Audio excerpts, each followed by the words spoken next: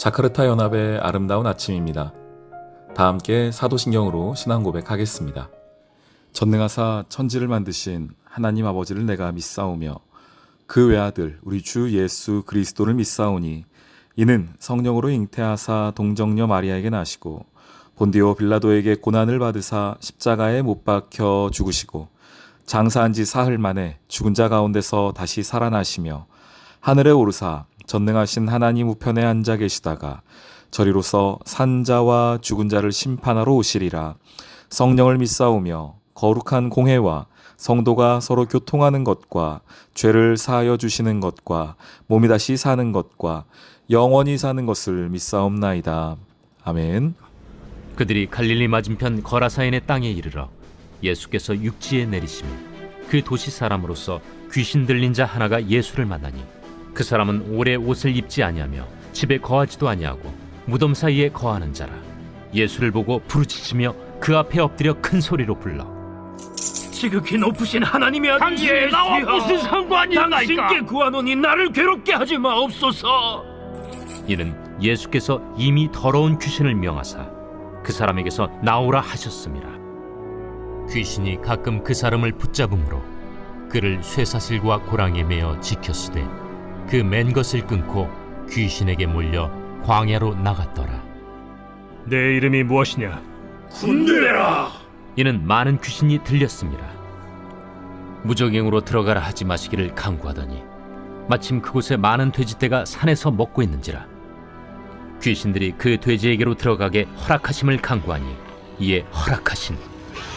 귀신들이 그 사람에게서 나와 돼지에게로 들어가니 그 떼가 비탈로 내리달아 호수에 들어가 몰사하거나 치던 자들이 그 이루어진 일을 보고 도망하여 성내와 마을에 알리니 사람들이 그 이루어진 일을 보러 나와서 예수께 이르러 귀신 나간 사람이 옷을 입고 정신이 온전하여 예수의 발치에 앉아있는 것을 보고 두려워하거늘 귀신 들렸던 자가 어떻게 구원받았는지를 본 자들이 그들에게 이르매 거라사인의 땅 근방 모든 백성이 크게 두려워하여 예수께 떠나가시기를 구하더라. 예수께서 배에 올라 돌아가실세 귀신 나간 사람이 함께 있기를 구하였으나 예수께서 그를 보내시며 이르시되 집으로 돌아가 하나님이 내게 어떻게 큰 일을 행하셨는지를 말하라. 하시니 그가 가서 예수께서 자기에게 어떻게 큰 일을 행하셨는지를 온 성내에 전파하니라. 샬롬, 자카르타 연합의 아름다운 아침입니다. 누가복음 8장 26절부터 39절까지의 말씀입니다. 오늘은 매우 유명한 사건이죠. 거라사 지방에서 군대 귀신이라는 자의 군대 그 귀신을 쫓아냈더니 그 귀신이 돼지 떼에 들어가서 돼지가 몰살당하였던 이야기가 있습니다. 먼저 여기서 알 수 있는 것은 귀신을 쫓아내신 하나님의 능력, 그리고 한 영혼, 돼지 떼니까요. 그 한두 마리가 아니었겠죠. 근데 한 영혼을 살리기 위하여서 천하보다 한 영혼이 귀하다는 그 말씀대로 그 돼지가 안 중요한 것은 아니지만 그들이 소중하지 않은 것은 아니지만 그래도 한 영혼을 살리신 하나님의 그 사랑, 생명의 소중함 뭐 이런 것들이 오늘 말씀 가운데 있습니다. 자, 그런데 저는 오늘 말씀을 보면서 예수님의 이 땅에 오심을 다시 한번 좀 기억하게 됩니다. 왜 그러는가? 26절 한번 보시죠. 이 지역을 표현하면서 갈릴리 맞은편 거라사 땅 이렇게 말을 합니다. 그러니까 갈릴리의 맞은편이라는 겁니다. 예수님이 어떻게 갈릴리에서 거라사까지 오셨습니까? 그 앞에 22절부터 25절까지 그 호수에 배를 띄어서 갈릴리로부터 출발하여서 거라사 땅까지 오신 겁니다. 근데 오는 중에 그 길이 평탄했습니까? 아니죠. 거기서 큰 물이 또 파도가 쳐가지고 제자들이 말하기는 우리가 죽겠습니다 라고 말할 정도의 바람과 물결을 주님께서 뚫고 거라사 땅에 오신 겁니다. 자, 다시요. 갈릴리에서 출발하여서 그 폭풍우를 뚫고 그 큰 바람, 환란을 뚫고 지금 거라사 땅에 오신 겁니다. 이걸 보면서 예수님께서 이 땅에 오시는 그 과정이 생각나는 거예요. 성육신의 과정이 생각나는 겁니다. 예수님께서 왜 이런 수고를 하십니까? 왜 거라사 땅을 가십니까? 그곳에 치유해야 하는 사람이 있기 때문이었습니다. 고쳐야 하는 하나님의 백성이 있기 때문이었습니다. 그게 누굽니까? 저와 여러분이죠.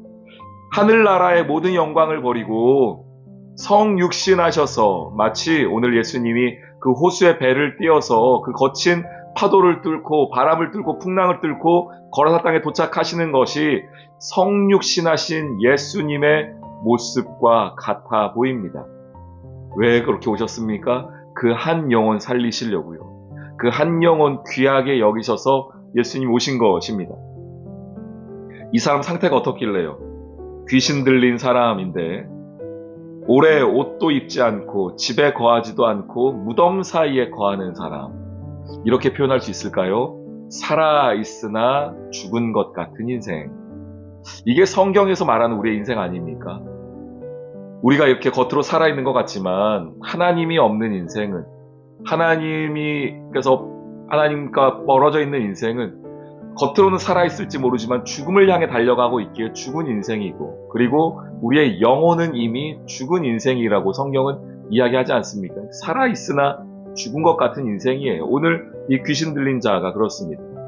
근데 이 귀신 들린 자가 혼자가 아니죠. 이 사람의 이름이 뭡니까? 30절에 군대라 이렇게 얘기해요. 군대, 레기온이라는 뜻인데요. 로마 이 편제, 군대 편제상 보면은 한 6,000명 정도의 군단이 레기온입니다.